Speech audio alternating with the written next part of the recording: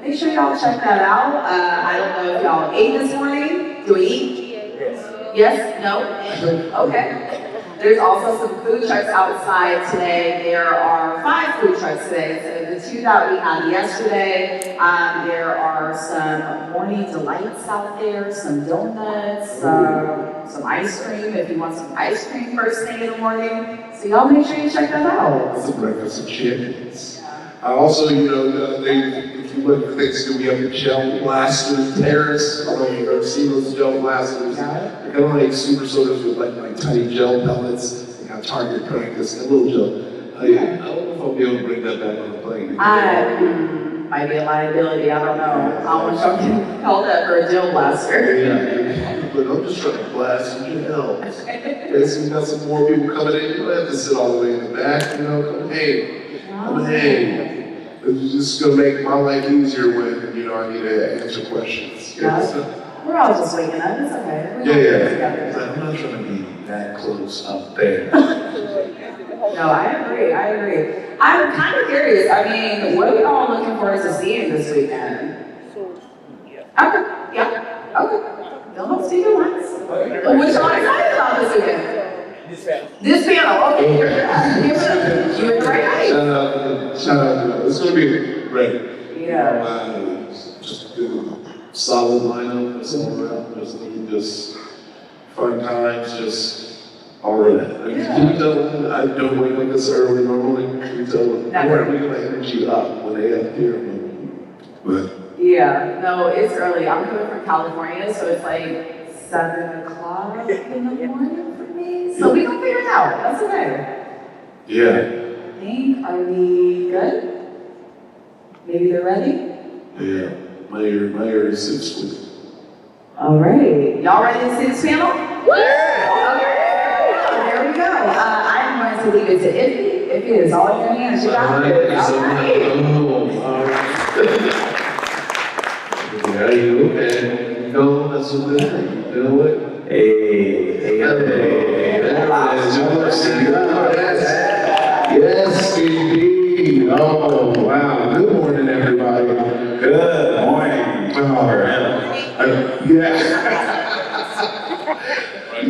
Oh, man, these are my favorite type of panels to do because I feel like when I started getting into like acting and TV writing and comedy and all that, it was like, I just had to do it. Like, I didn't have much guidance, and a lot of the people I asked didn't know what was going on, and I didn't have an opportunity like this to hear from the people actually doing it. So I'm just going to jump into it and ask everyone, what made you want to get into voice acting, and how you started? Just kind of like the origin story. So my origin story is essentially, I was in middle school. We were at a theater similar to this one, but a lot more humble, I think. And all these kids started like running through the aisles, and they came on stage, and this girl, we eventually became friends. She was a tall girl. She came up, and she was dressed in this mask, and she had this cape, and she started doing her monologue, and I was like, how do I do that? Like, whatever they're doing, how do I do that? I was in middle school. You pick electives, and I was doing art. I was kind of like drama and stuff. Yeah. And I immediately after that I went to the drama teacher and I said, how do I get in class? And he was like, well, you already have an elective like next semester, so I joined drama the next semester. That's how I got into acting. Period. Yeah. Straight down. I was kind of in sophomore year of high school. I was in biology class. Teacher was picking kids to read, picked on me to read, and I was a class clown, so I was like, I'm gonna do this in the James Earl Jones voice as I read that. The organism is. It's really just. No more. Yeah. So I was doing that a lot, and she was like, you should be announced for school. And I was like, sure, I'll do it. So I auditioned to the announcements for school. I went back and I looked at the video announcers, and I saw this video called $1 Million Voices, and it changed my life. It was basically all these voice actors, like they did commercials, movie trailers and stuff, and I was like, that's what I want to do. Like specifically, like I want to voice movie trailers for the rest. I don't know how I saw it in high school, but and so that's what kind of pushed me into it, and I just discovered the entire world, like animation, anime, and well, I was already an anime lover, but it just was another medium that I could kind of jump into. So that's how I got into it. I got into voice acting. I've always been an actor, actually. I've been on stage since I was 6. Not Broadway. I've done theater all my life, and I wanted to do cartoons as well, because I love Chris Summer. She is my ultimate inspiration. I was like, I want to be like her. Not her exactly, but like her. And I've always loved anime, and I was like, I don't see a lot of my folks in anime, and I kind of wanted to change that. So I was like, how do I do it? Researched it and took all the classes and what I needed to do, and I fell in love with it. Just getting to play like a redheaded demon baby. That's like, yes, if I want to do that, like getting to be able to voice act and be these fun characters is like so much fun. And to be able to just not be judged on how I look, but also just be in it just because I'm fit for the role. So, that's happening too. I just woke up, so let's see if I can remember who I am. So my junior year of high school, I had already given up on joining the NBA and being an artist, so I didn't know what I was gonna do.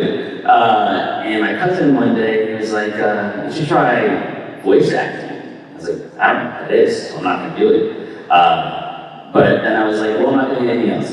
So I tried it out, and it was the first time I put together like the voice behind, or SpongeBob has a voice, or like these characters that I grew up with have an actor. And I thought it was really cool, and I didn't have any acting experience or anything like that, but I was always pretty extroverted as a kid. So I could transition to the art form well.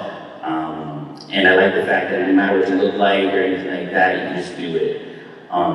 So I went down the rabbit hole on YouTube and everything like that, learned everything I could, bought a microphone, and just started auditioning online and, work against work, and then met so many lovely people on this panel, and now here I am, so. Hi. Good morning. So for me, I was a very lonely kid because I had a lot of anxiety, undiagnosed of course. And, but I always loved to act. I was drawn to creating. I think creating is like that thing that, I was meant to do in life. And I kind of went into writing and all these things, but I always wanted to act. I never really got into acting because I moved a lot as a kid, so I never really got into a community long enough to be able to do that. And so here I have this like untapped desire to do that. But I had a big imagination and everything, and as a kid I was very self-motivated. I wanted to put on a full play of Chronicles of Narnia, like Witch in the Wardrobe, and I was cast in my family, so I was always like very driven personality. And then the internet existed. And I found out about these online websites where you could do fan dubs and comic dubs and stuff. And at the time I was a weeb. So I was like, you know what, I'm gonna do this, this is fun. And I did it for fun with my friends. And it was a hobby for many years. It eventually became a bit of a side gig, like, oh, sometimes I get paid to do these voices for these indie games or college animations and stuff, and it was really fun. And then I was trying to move toward, I guess, what was a logical career, which is getting into psychology and stuff, which I love. But I still felt drawn to doing voiceover because I was getting more work and it was more fun and more fulfilling. And I booked my first anime in 2018 while living in Florida, and this is obviously pre-pandemic, and that wasn't normal back then. And I was like, that's dope, cool. I flew over to Texas, I did the gig, it felt like home, and then I came back and I'm like, okay, I'm gonna go back to my little bubble. And then I booked again while living in Florida, and it just kept calling to me to the point where I was like, you know what, I'm gonna stop being a coward and make the drama piece, so I did. And here I am, years later. All right, let's see what else.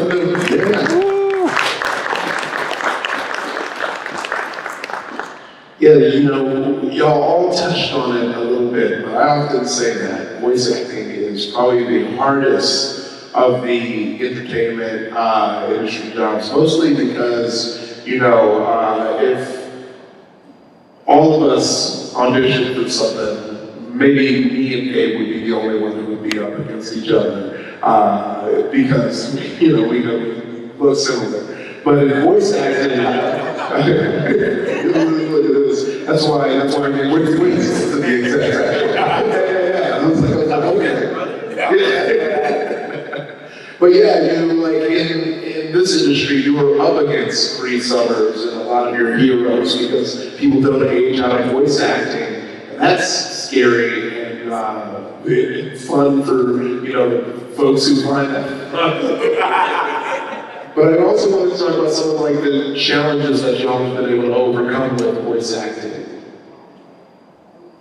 Oh yeah. Yeah, with voice acting. Or in life, you know, I don't want to, you know. Pigeonhole you. I mean, you do got this. Oh yeah, well that's that one. It's like, yeah, we can go home on that note.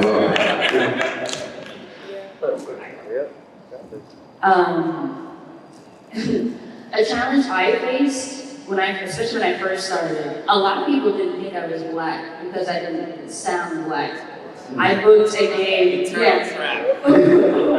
I booked a gig and they were like, yeah, you really like her, but she's not black, you can't book her because the character is black. So it was this weird catch-22. So my boss had to show them a picture of me saying, she is black, you can hire her. They're like, oh yeah, okay, totally. I was like, the character wanted to be a news reporter.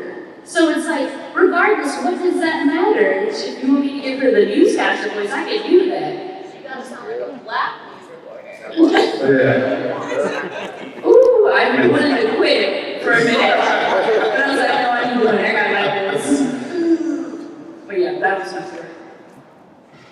Speaking of wanting to quit, I wasn't gonna do anime, actually.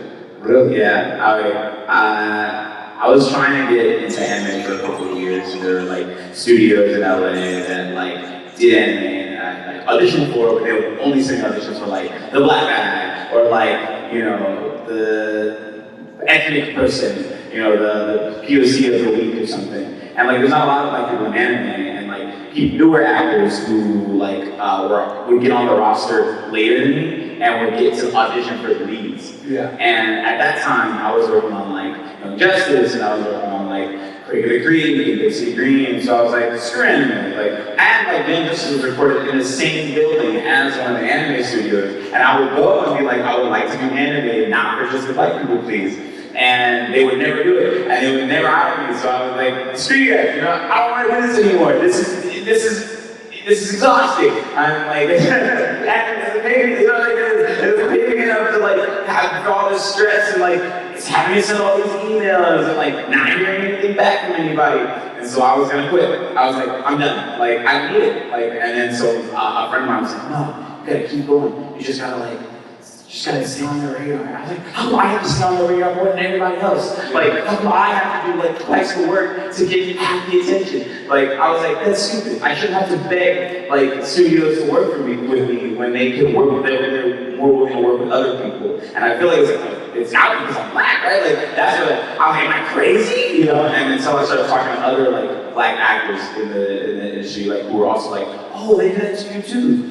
But then Hawks happened and changed everything. But like, my friend, his name is Alan, but he convinced me to not quit anime, but I was going to quit. Wow. Yeah, I was gonna be done. I think what's extra frustrating about it is a quick IMDb search will let you know that they don't have a problem letting non-black people play like, so you're like, well, then what's the, I don't get it. Yeah. So, I think that's my biggest, like, Well, Man, I think for me, and this is more so in the movie trailer world, there was only like 5 white guys who did the bulk of the work. And I used to, on my email signature, have my picture at the bottom of my email signature. And I had a producer tell me, I don't want this to sound. And once you start, I don't want this to start. You already know what But I'm listening. What do you don't want this to sound like, sir? It's like, well, your picture. I'm like, what about it? So my concern is that you send this into an executive and they look at you and they think, he's black, he can't do the role, he can't voice the campaign of Thor or Ragnarok or whatever it is. And so he asked me to take it down because he thought it was going to hamper my chances. I said, no, sir. I'm going to audition. I'm going to submit with this picture down here. Because here's the thing, they're going to search me up anyway. I mean, when you think about a lot of the projects that we work on, they look, who am I working with, you know? And so, stop playing the game. And so I'm grateful that I didn't do that. And now I work quite extensively in that field. And I just stuck true to who I am. Why am I going to change that, man? It's just, no, I'm not doing it. Yeah.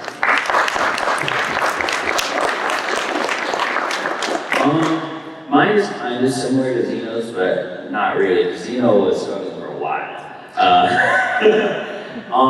Mine was kind of just getting over casting directors' need for like confirmation bias and like nepotism and everything like that, knowing that I can trust this person with an audition.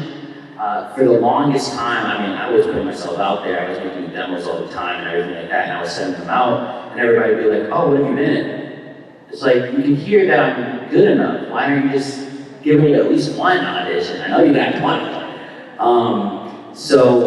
And also, because there wasn't really a lot of people that looked like us in the industry, and half the time we tend to be the ones that vouch for each other in this industry, it made it so much harder.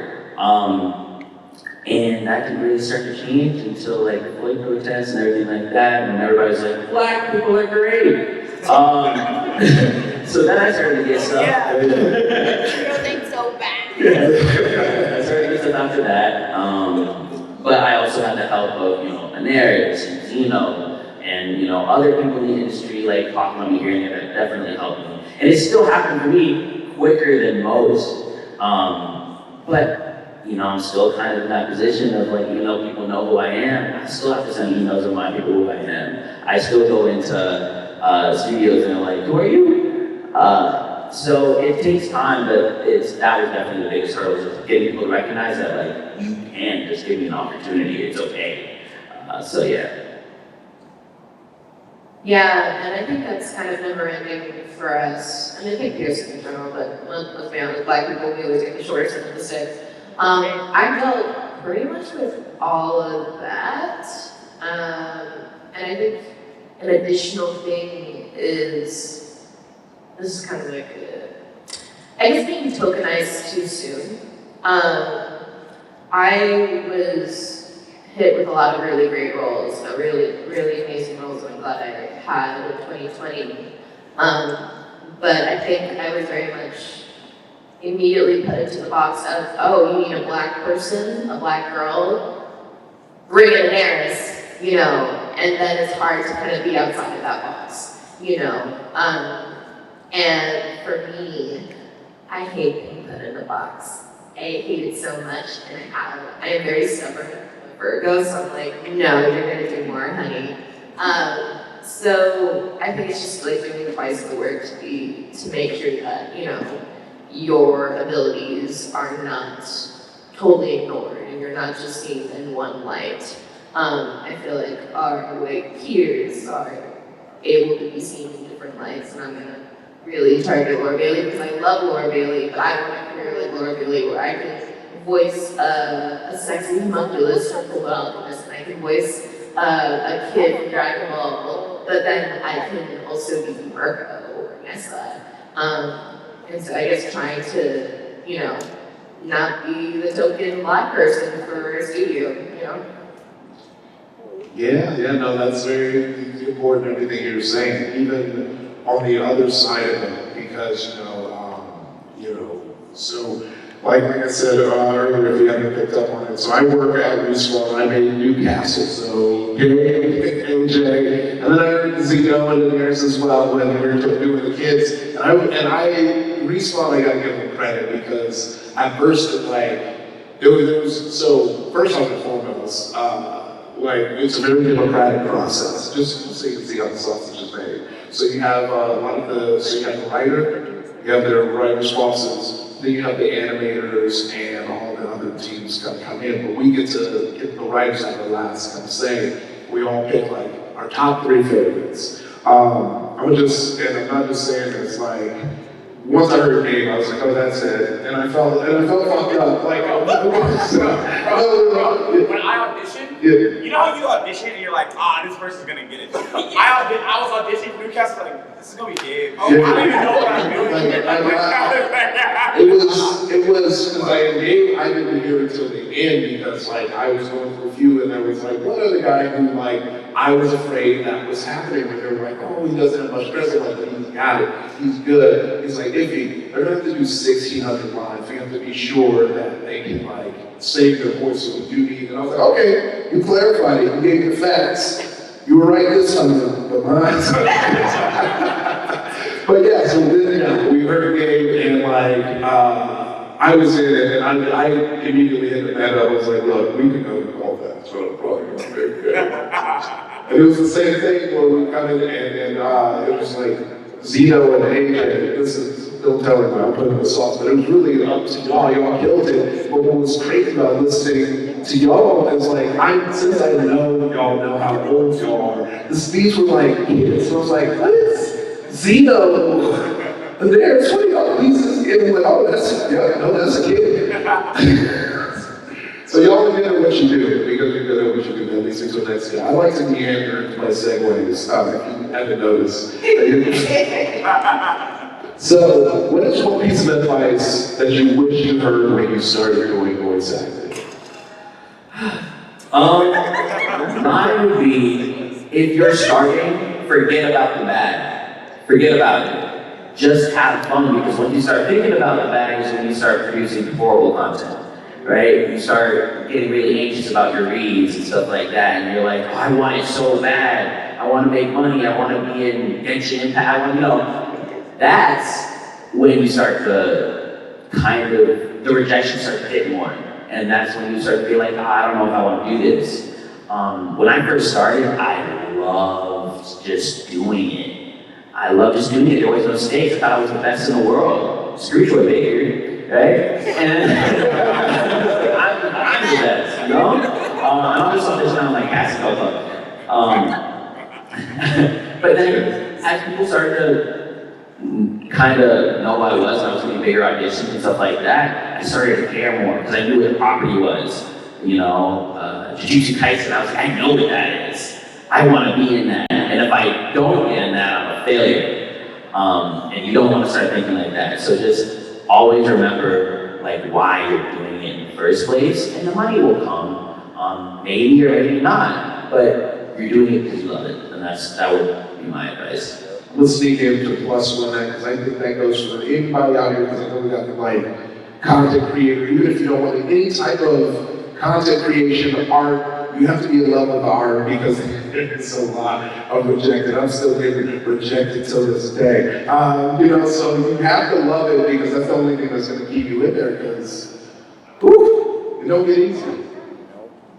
I would say have 1 or 2 people that will keep you grounded and also will kick your butt when you need to get back in it. Because, yeah, there are plenty of times where we all pretty much felt like that. We're just like, screw this, man, I hate this. I hate this so much. But just have, you know, right. Just have 1 or 2 people to kind of like help you along, like encourage you. Like, yeah, you can be sad for a minute, that's normal, it's normal to have those feelings, but don't let it keep you from doing what you love. If you really love it, they will kick your butt back in gear. Be like, okay, you sad, now get up, come on, get up. Having that support system, and it doesn't need to be a lot, like I said, 1 or 2, that will help you stay not only grounded, but also keep you moving forward through the difficult times. So you have that ride or die friend, so that way you stay on the path that you want to, stay on the path to your goals that you want to get to. I would say diversify your work. Just make sure that you're not like putting yourself in a box and learning something about it. Like, it's easy to just kind of like, when I first saw the anime world, I was like, that's what I want to do too, that's it. Movie trailers, whatever. I want to get there until I'm 35. But, you know, I put myself in a box and then I had a friend of mine tell me like, hey, or what's that friend of mine tell me like, you need to do multiple things, because what if that stops? What if the calls slow down on this thing? You want to balance some other things going on. And so just, you know, open your eyes. And first and foremost, we're actors at the end of the day. Like, so I think I don't like to go into it like, I'm a video game actor. We're actors. And all they do is just put a mic in front of us, and then we make that script thing. Now, obviously, there's technicalities that go with that, right? There's nuances, like, you know, being close to the microphone, like those type of things. But at the end of the day, we're actors, and so we should be able to apply those to different mediums in voice. I feel like. Oh, 100%, 100%. I mean, like, if someone gets to stare at your face while you do some of these efforts, I'm like, yeah, that boy acting like that. That boy is getting shot. And kind of tack on into the whole like having fun thing. Don't forget who you are. I think when we first start, it's kind of like being a kid and you're just having fun and you're not thinking about any of the technical stuff. You're not thinking about, wow, I wonder what this producer and this casting director is thinking, and I wonder if I can do exactly what, you know, they want me to do or whatever. And it's like, I think that's something you grow to have a sense for as you start doing it for money and everything.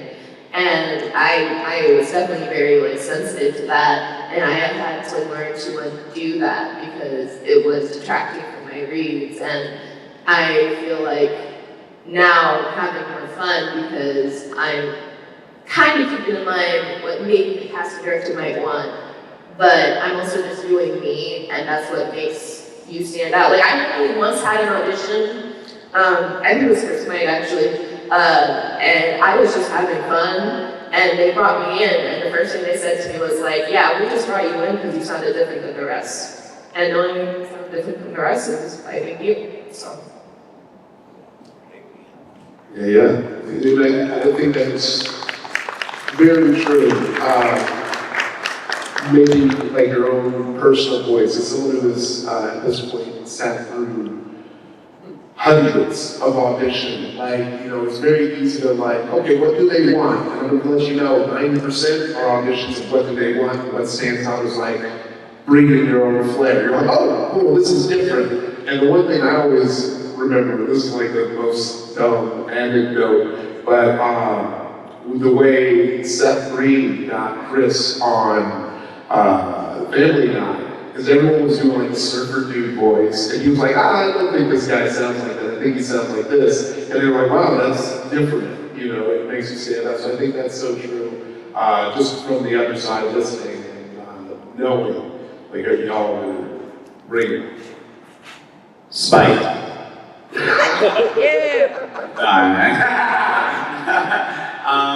feel like everybody's already kind of said anything that I would potentially say. I just remember, like, your art is yours. Like everybody's always like, what does this person want, or what are they thinking, or that's not what they want. Like, just remember what you want. You know, like that's kind of like where I try to lead. Like, because sometimes you can't get distracted by like the big name. Oh, I'm auditioning for Marvel, and then you bomb it because you're like trying to audition for Marvel. And you know, like I've done that. You know, like and just yeah, like I don't know. Everybody said everything. That's why I said it's fine because that's why I'm here. Yeah, that's good. And sometimes you like psych yourself out. Yeah. And I've had auditions that I didn't even turn in because I remember I did one animation and it was auditioning in a Bostonian accent. I am the worst with accents, and I know Polish. And so I then it was female, and they wanted a Boston accent for that, and I'm like, I just listened to myself tear this up. I'm not even going to do it. My buddy Gary Bernard does it, and he was like, I just did an American accent, and then they hired him. I was like, yeah, we're going to make the character. That happened to me with Voltron. There was a character in Voltron, and it was like Texas accent, and so I gave him like the hardest Texas accent I could. And then they hired Bumper Robinson. He was just doing Bumper Robinson. I was like, what the heck? Actually, I recently got a thing where I had to do a Jamaican accent, and I was like, ain't no way I'm gonna get hired on this Jamaican accent. And I got hired on this Jamaican accent. Sometimes they don't know what they want, you know what I mean?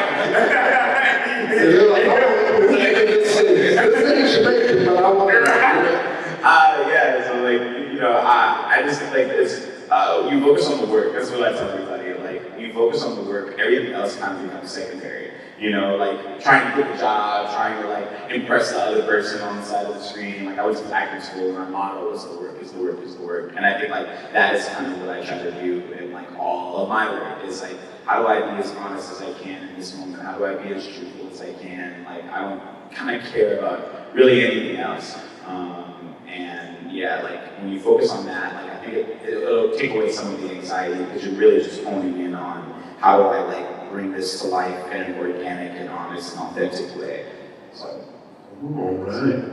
Well, you know, we got a couple minutes left, so I wanted to open it up to anybody in the audience that might have some questions. And if you do, I guess just kind of line up right in the aisle. And then we'll have somebody bring the mic over to you. But yeah, it was, any questions?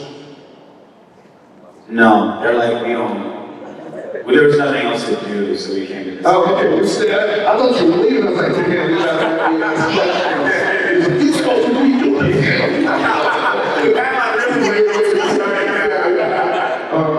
Oh yeah, you feel my mic. I was like, damn. I'm doing that. I'm sorry. First, shout out to my theater. I love y'all. My background's in theater too. But a lot of my voice acting coach is like, he suggested I should kind of look into like industrial and more commercial stuff, and then eventually animation would come over. And what is your suggestion with it? Like, do you start with whatever one you can grab first, and then eventually anime comes up, or how would y'all approach that? Go ahead. I didn't really hear that second part. You said, the second part was like, do you just grab whichever, like commercial, industrial, whichever one you can get first, and then anime will come right after? It's a very difficult thing because the industry blueprint is like do a commercial demo and then go to that agent and then they would bring you on because commercial is the bread and butter of the industry. But what if I'm an agent, well, I hear your voice and I'm like, that's actually, I like you, I want to sign you. Then you skip the entire thing. So it's like, I say create both commercial and an animation demo or a character demo and present both. I would leave first in the commercial just because it's like, again, you're going to want to hear that. Some agents just want to say everything and then go from there. But then you have other agencies like, I don't want to speak on agent, I would say about CSD or like people who are very character, like they're like, you know, the big mama of the entire animation for me, I think. But like, you may want to start with the animation first and see what if they buy or not. Y'all represent, so yeah, we can talk about this. So, yeah. I kind of, there's no real set formula, I don't think. Like there's no direct pathway. There are just like pathways that work for you. Like I'd say start wherever you can, honestly. Like start wherever you can, because like the commercial work can at least make you fund a better mic or something, right? And then eventually the end work will come. The more you focus on the work, the more you focus on like getting that kind of demo together and what that sounds like. Or it may happen first. I think just start wherever you can. And the more you continue to invest in it, it will come. It will happen. I got one real quick for you. If you also do a commercial reel first, you can put like character voices in there. I have a little boy voice I put like doing like a Nintendo Switch or something. Sometimes that can get you booked. I booked something because of that. So you can also like cheat a bit with a commercial, putting like different characters in there too. So that might too. The biggest reason why people, I think, say do a commercial demo first is because dollar signs. You can if you're good at it, you can make triple figures doing commercials. I've seen single auditions where it's like $200,000 if you book it. It's a lot, not very common, very rare to book it, but it's a lot. So if the agency is that like, oh, I can make a lot of money from this commercial demo, then like, yeah, it's good for you. But yeah, just like everybody else has said, there really is no blueprint. Whatever they sign you for first. Yeah. And kind of to add to that separate, like I mentioned earlier, this industry loves to put you in a box, and I think they love to put Black men in that commercial industry box because they don't want to play with them. So definitely play in that because that will make you money. But also, don't stop doing like animation or anything. Like if you have to hound your agent or like Baller Studios for like character audition because you want to do that,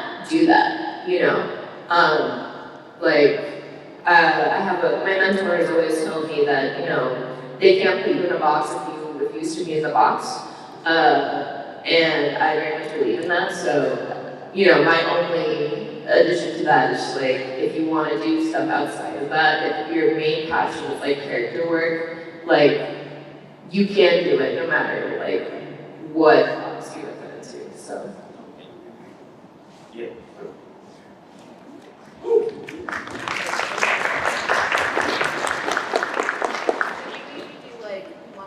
I was saying, I'm just trying to answer these a little quickly.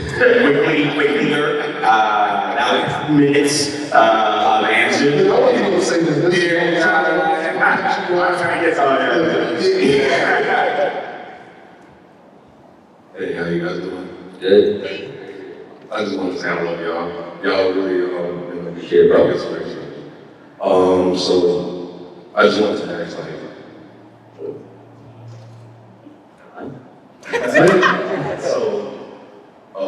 me and voice acting has always been a dream of mine ever since I've been little. I always wanted to be in cartoons and everything, but as I got older, life started hitting a little harder, you know what I'm saying? So it's just a matter of I just want to know what type of advice would you have for someone in my position where I have to work full time to pay my bills and I'm also, in school full time. So, Does anybody have any other experience? I have nothing. Well, I was just gonna say it's hard. A lot of voiceovers are really expensive to start because the classes that everybody recommends are $300, and it's hard to find time. What I did is I have a good ear, so I was able to just kind of teach myself just by listening, just being an active listener. Record yourself. But I went on YouTube and I just went down the rabbit hole. I just clicked on every video that I saw and I just made sure that I was absorbing all the information I could until I got to the point where I was like, this question I have is so specific, I don't think I could get it from anyone but a professional.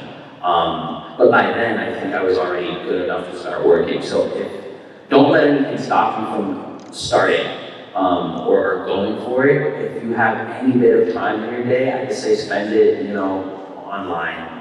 Any resource you do have, take advantage of it. I don't know what you have done, but voiceactingclub.com is like it's a website, but if you go on the Discord, there's a lot of people that are just starting 15,000 people that are willing to answer any question you have and anything like that. There's a feedback channel, and I would say start there. But you just make use of resources that you have, which is usually just the internet. Also, I heard this on another video. I want to be a voice actor. Yes, I want to do that. It seems like the Yeah. thing, because everyone's that's the ticket. So yeah, you can use that as a resource. Yeah, and just real quick, like, I just say, like, there was a point in my life where, like, it was all I wanted to do. I spent my last dollar on classes and everything, and that's not what I'm telling you to do. But I think, like, the thing, like, about it is, like, start where you can and do what you can with what you have. You know, and you're school full-time, work full-time, maybe have, like, an hour when you're at home from work to, like, practice a voice or to, like, work on that demo. I say do what you can with what you have. And that means, like, you just have to advocate for yourself a little bit, like, that much more. Because the goal hopefully is to be working in voice acting full-time. So, you know, that means, like, if you only have the time to make your own demo, make your own demo and try to shop it around with friends and how does this sound? Does this sound professional? And then send that out, put that on Twitter, put that out into the universe, send it to whoever. Yeah, that's what I would say.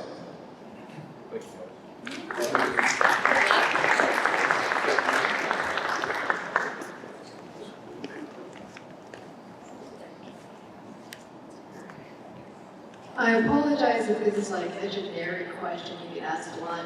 Would be outtakes or just really raw emotional moments when reading. What is your most memorable moment in the booth? Can I steal while y'all think about it? But we'll put the name on the front screen real quick. I hope you don't mind. Yeah, this is a real emotional. So, Gabe, you know, when we had this Newcastle, there was a shooting range kind of interaction that he had to record. It was about like loss and grief between Beckles believing that he was dead and going through it. At the same time, Gabe himself was actually grieving in real life with loss, and we all, when we found out, we were like, Gabe, we would have gave you time off. And you were like, no, it actually helped me kind of go through it on my own. So that to me was like such a mind-blowing and just, to me honestly, like a life-changing moment of someone, you know, putting themselves in their art in a way that I never really understood until I saw you do it. I appreciate that. That was it was a crazy time. Like, my mama passed, a couple of days later I started recording. And I felt like I needed to do it. I felt like I heard my mom say, we gotta push through. And so there was some things in there that I was able to kind of channel that through. And I've never been able to perform on that level. I've always seen people do it. I've heard all my friends do it and everything. I'm always pretty detached. But then that day, I was like, oh, this is what it feels like. This is real, okay, wow. And the performance really, it's different, it's different.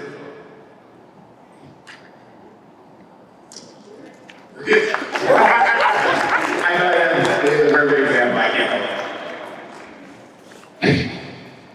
Love your incidences too. Real quick, I always describe that as like, and then I woke up, right? You're just like, what just happened? Yeah. Hi. So I don't have really a question, just more of a comment. I just want to say this right here is absolutely beautiful.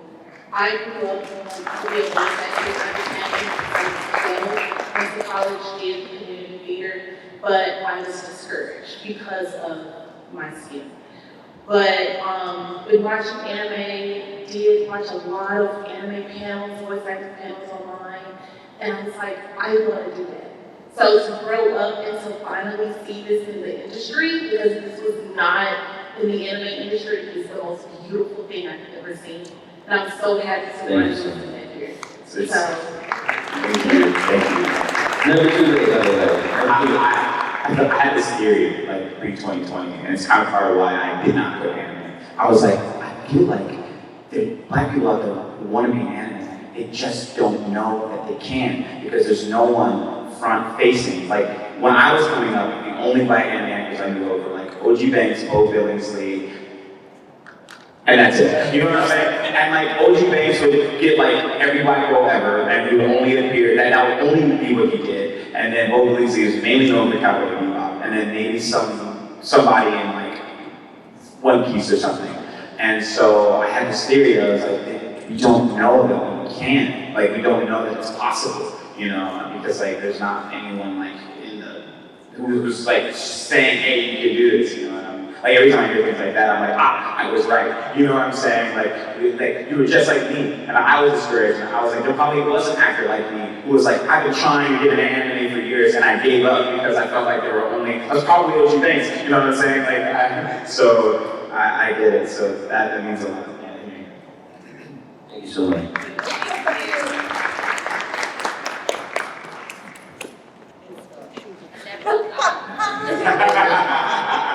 He's a theme song.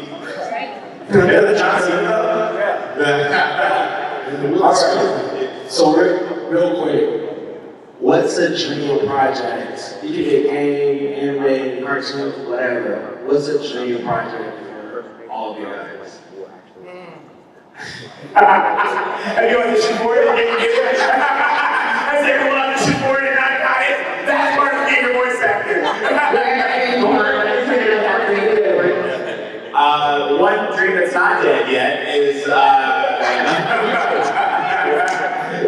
I would really love to be in like a Naughty Dog game. Like they do really amazing work, and like Last of Us 3 or like and where it's a very grounded cinematic experience in a mocap suit like on the stage. But yeah, I just like a 7-hour movie, that's like a dream project for you. Like it's very dramatic, really intense scenes, really emotional stuff. Getting to yell at somebody. Like that's the dream for me.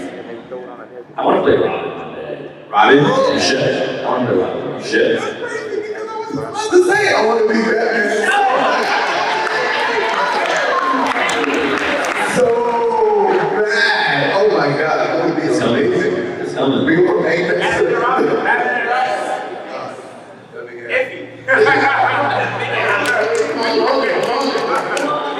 You have the power.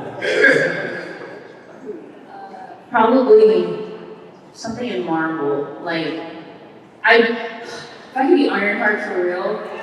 Yeah. Oh my God. Probably or a different superhero, but yes, Marvel. Something Marvel. I don't know. I'm kind of like open-minded right now because I honestly try not to get too attached because this industry is too full of rejection. You will get your heart broken. I have literally sobbed on the floor after wanting something and not looking it. I'm not doing that shit again. Thank you. Static. Period. Static. I know. We gotta finish off with the Mirko, of course. Hey!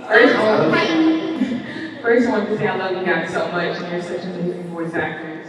But I was just curious of what was like your favorite role or a favorite character that you played in your career. Yeah, what is it? Go ahead, let people know what you're saying. Please, I'm dying to know. Who's Newcastle? I can't say mine yet.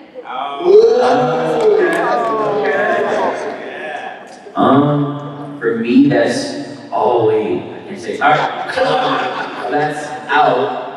Joko from Shaman King, because it's so rare for some reason to have a black character in anime or just things in general that aren't just stereotypically black, that can just exist and be really cool and are attached to their culture, but it's not them. It's not all it is, and Joko is that, and Joko's a 6, so I think Joko for me.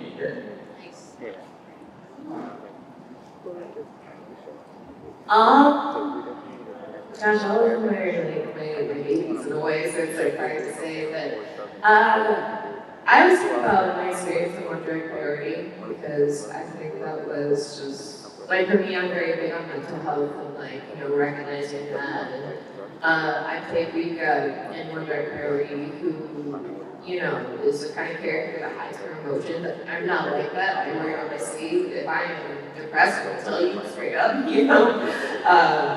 But I think it was like a challenge of, you know, being a character who emotionally presents themselves way different than I do.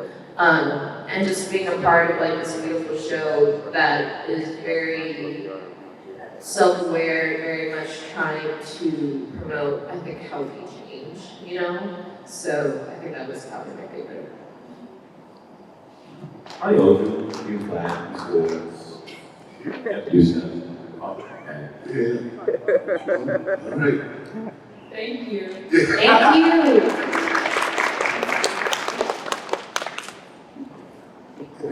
All right, well, that has to be our last one. We're now out of time. Sorry to everyone who was going to ask questions. I would have ended that, man. Yeah, well, you have to live with that. But yeah, thank you everyone for coming out. This has been the Voice Actors Panel. We have Zeno Robinson, Gabe Chambers. We got Beckles, Anairis Quiñones. I'm a great for you, Con. Yeah, and you showed up at 10 a.m. Especially when you went to the